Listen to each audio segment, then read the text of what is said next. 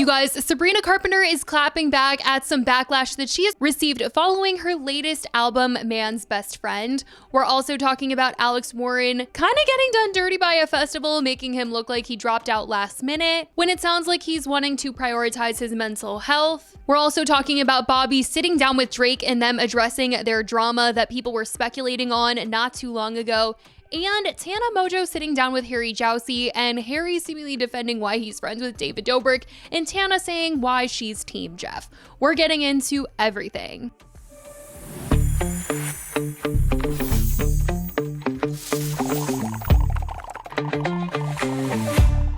Hey guys, it's Christy and welcome back to the weekly TEACAP. It's not October yet, but I'm literally in the Halloween mood. I'm telling you guys, like once it hits September, it is Halloween, Thanksgiving, Christmas time. You know, the holidays just bring so much joy, and why not kick it off a little sooner? So here's my little Halloween Mickey Minnie t-shirt. Anyway, let's get into everything that has been going on this week, starting off with this Alex Warren story. Basically, I started hearing some drama going down with Alex Warren in a certain music festival that it seemed he had dropped out of.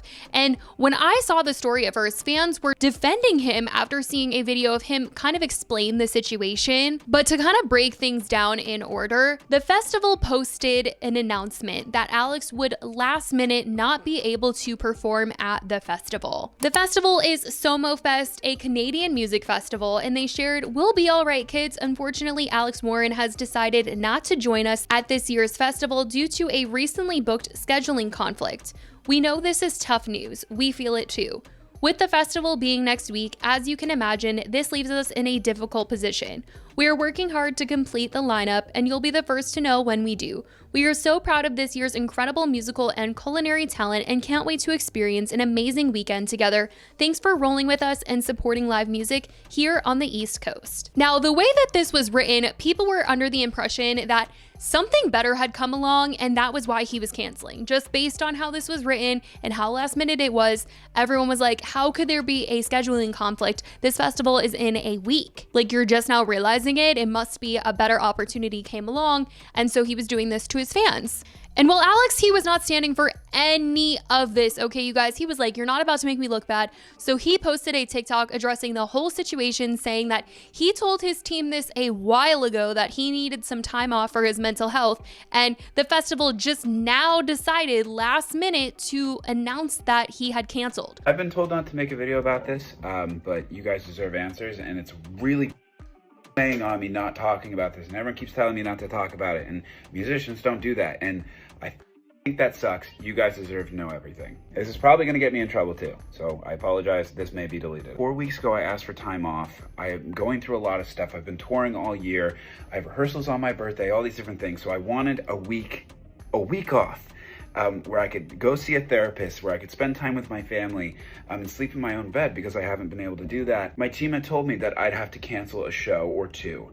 And I said, that's totally fine. I don't care how much we lose. I don't care what the fuck happens. I just want time off. My team canceled that festival, or at least talked to the people throwing that festival. And apparently conversation happening, they were trying to get me to stay, and I just wanted this time to be able to have to myself and spend with family. I was supposed to play a talk show the next day as well, and they were trying to figure out travel and everything, and I canceled that as well, and I just wanted to be home. So I forgot about it. This was a few weeks ago. I thought it was handled, and I never realized that they never announced it. Yesterday, the festival had posted that I have a commitment, and I booked something that was bigger and better and made more money or whatever the heck, and then I find out that they're sending DMs to people saying that I decided to take on a talk show instead of go to their show, and that's not the case. It's not true. Then I find out they're liking hate comments and DMing my fans. And I'm baffled by this. So I posted a video earlier, and they were like, if you take that down, we'll take down our fake post. And I'm like, what is happening? I let my team handle this, and I totally forgot. I just have this. I can just say something. Everyone's telling me not to say something. I think that's so stupid. This was handled so poorly. To PEI, I'm sorry. Like, I truly, like, this isn't some cop-out. This isn't some thing where it's like, oh, he's blaming someone else. Truly, I had no idea that this was going to happen. And if that was the case, I would have tried to carve out time somewhere else. Truly. I don't know how this happened. I'm watching this back and I realize it looks like I'm reading something too. There's donuts. I'm losing it. There's donuts. I was staring at the donuts. So now his fans are mad at this festival, saying that they did him dirty, they try to make him look bad, and they feel like Alex was pretty apologetic about the whole situation, and he feels really horrible that this was the case because he doesn't want those fans to feel like he bailed, and he wants to try to make it up to them in some way, somehow. So that was the whole Alex Warren situation, him kind of beefing with a music festival. I don't know why they waited so long to announce that. Maybe they were trying to fill the space, and then they were like, we gotta just say he can't come. I don't know what the delay was, but that was the whole drama. Now, let's get into what went on with Tana Mongeau and Harry Jowsey this week. Tana Mongeau has once again come to support Jeff, never missing an opportunity to trash David and the Vlog Squad these days. She was on Harry Jowsey's Boyfriend Material podcast, and Tana said that she will often make TikToks ranting and then just never post them, putting them in her drafts because she's trying to not be messy like she once was. And as she was joking, she said that she does it instead of yelling at a Vlog Squad member. And then the two of them started talking about the Vlog Squad, and Tana basically said that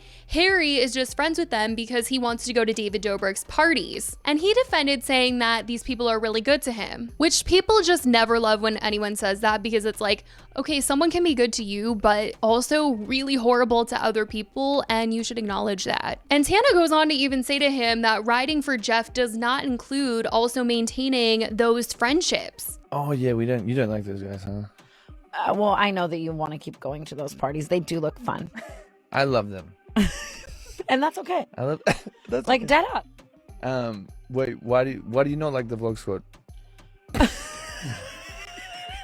Because they're really good people to me. Well, that's awesome. Like, and I fucking, yeah, dude, you use that pool. You were close with them. I was very close with them. Like, I definitely had like a long era.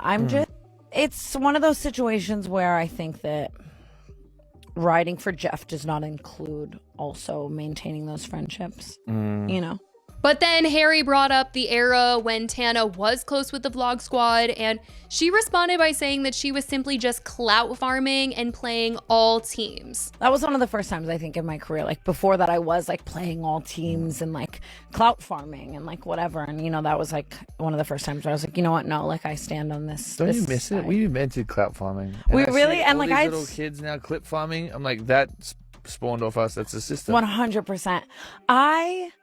I think that I use elements from who I was in my clout farming era every day. And like, because a lot of it is just like marketing, right? Like, yeah. But I will never be that girl again who like will do anything for clout. Like, I think that discretion is important now for me. And I mean, that's Tana. She was admitting I was there for the parties, but that was way back when, and this is me now, and this is what it means to support Jeff. And she was standing on business with Harry, calling him out for supporting the Vlog Squad, knowing all that we know. Because truly, after everything that's come out and transpired, and Jeff and David in a lawsuit, and Jeff having to pay all these medical bills, it's like, how could you possibly support David even if he's nice to you? Like, come on now, seriously. And I don't even understand it, because I feel like the only reason why David is nice to Harry is because he wants Harry to be in his YouTube videos so that he can have some sort of like cool factor relevancy to his vlogs, because Harry is a reality TV star. Like, if Harry Jowsey had no clout, I'd like to see how he thought David Dobrik treated him, because I don't think it would be the same. But anyway, let's get into this drama between Drake and Bobbi, because I sat through this entire podcast, and honestly, it is so interesting to see Bobbi and Drake sit down together, because they're having a normal friend conversation, and I can't even believe we're seeing Drake like this. He rarely does interviews, so for him to just show us this like raw and real conversation with Bobbi, it's all very interesting, and especially because they do have drama, and they talked about this drama. It was so crazy. So on Monday, Bobbi dropped a new podcast titled Not This Again with Drake.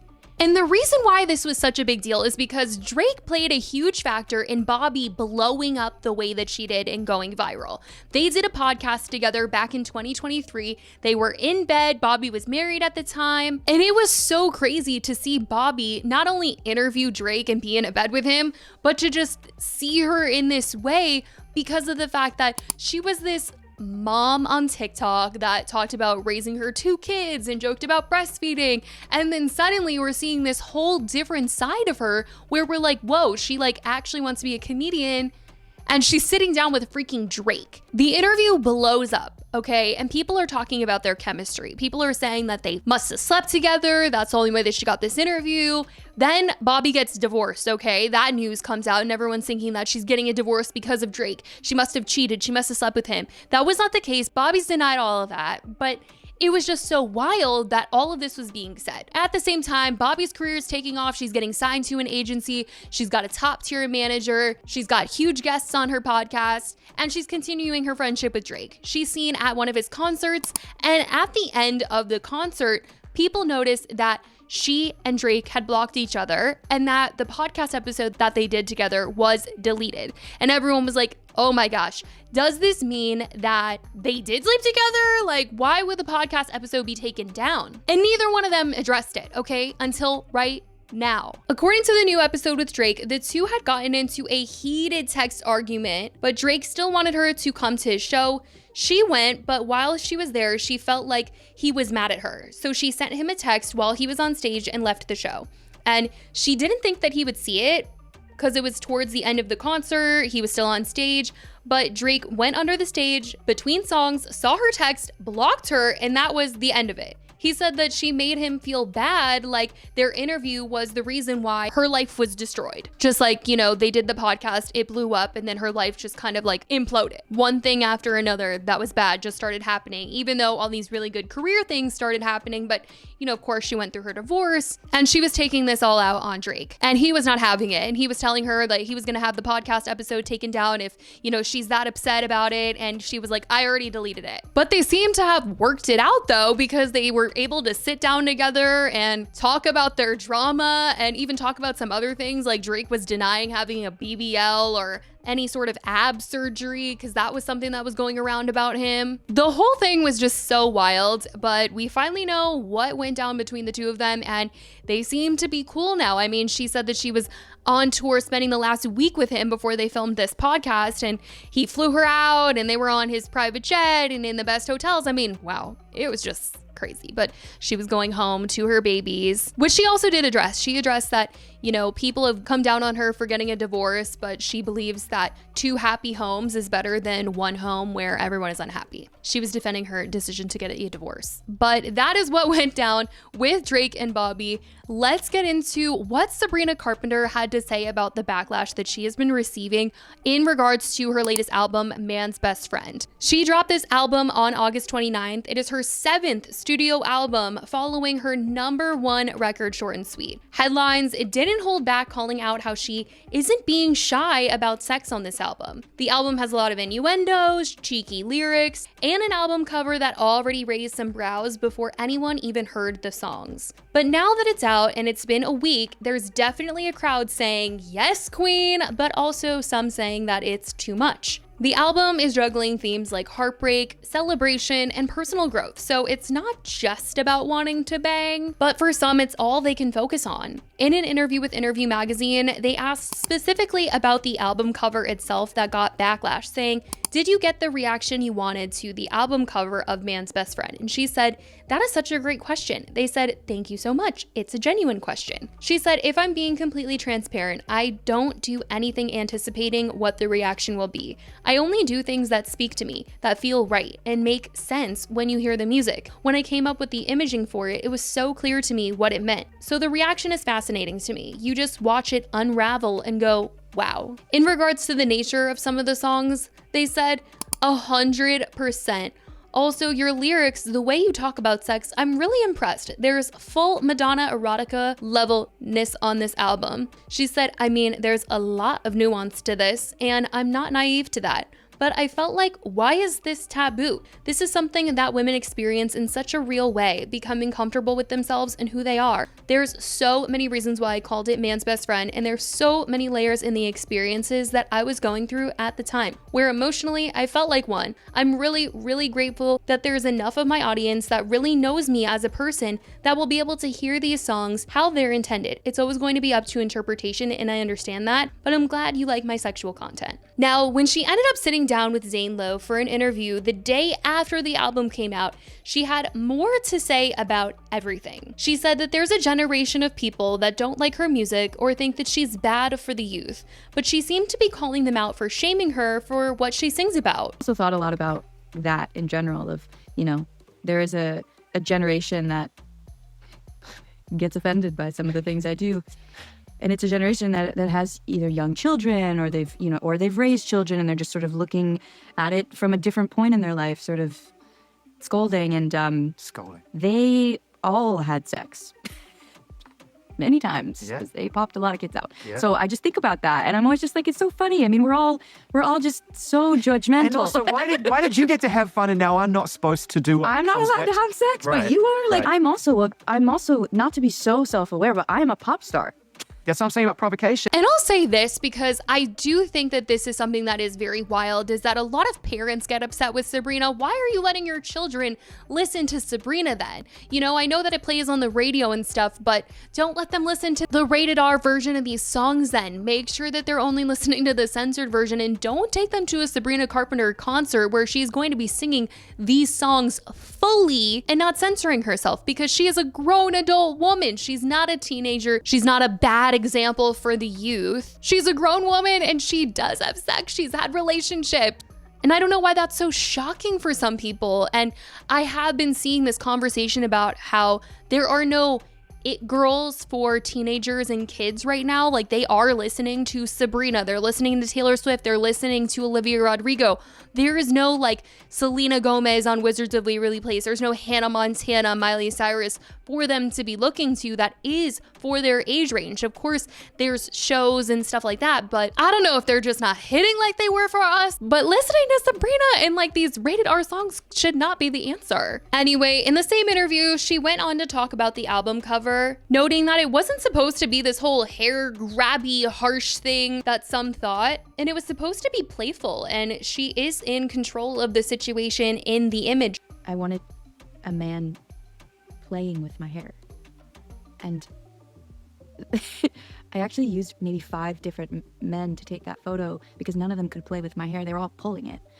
Like they were all like nervous to be holding my hair. Wow. And so the grip looked like they were like yanking it. And the whole purpose of the photo was supposed to be playful and cheeky and airy and playful of like, you know, I got myself here I am. Like, this is someone I love, but also someone that, you know, emotionally can be doing a lot with my heart and doing a lot with my emotions. It was interesting that the photo that we landed on was so special. There was only one shot that was shot on film that had that lighting the way that I wanted it, with this facial expression where I'm clearly, you know, in control, even though I'm on all fours.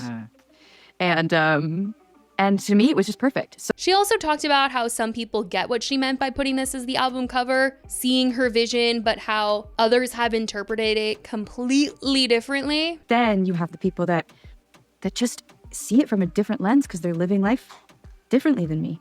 And then their experience is completely different. I always think that that's so fascinating for me. And it's something that, as much as I might not like it every time or like every opinion, I can sometimes be like, maybe that's a good point. Like, maybe I didn't think about it that way. Or, you know, maybe I was really living in my experience like very deeply, that I wasn't looking at the other side of it. And that's, you know, what all art is. It's all just up to interpretation. In regards to her personal life, I found it interesting that she said people have switched up on her. A shift more so in my personal life than anything else, you know. In what ways? People acting weird. Truly. People's behaviors changing. People that you wouldn't expect to behave that way? Yeah, it's either people I knew, people I know, people I no longer know, or people I had just met, you know, that was like a new thing for me. Making friends is not an easy thing right now. And I found this sad because Sabrina's been in the industry for so long and she has been famous, but I will say in the last year and a half, she has become mega famous. I mean, she's gone on tour with Taylor Swift. She's at the Grammys, she's winning Grammys, and she's hit this new level of superstar that she wasn't at before. And it's sad to think that, you know, people are acting differently towards her. But Sabrina does have a strong fan base, that is for sure, of people that are riding for her, defending her and her songs and her albums. And she is standing by this album. She's also standing by the fact that this isn't supposed to be like Short and Sweet, that this is supposed to be from the same era, but it is different. Even though a lot of people are saying that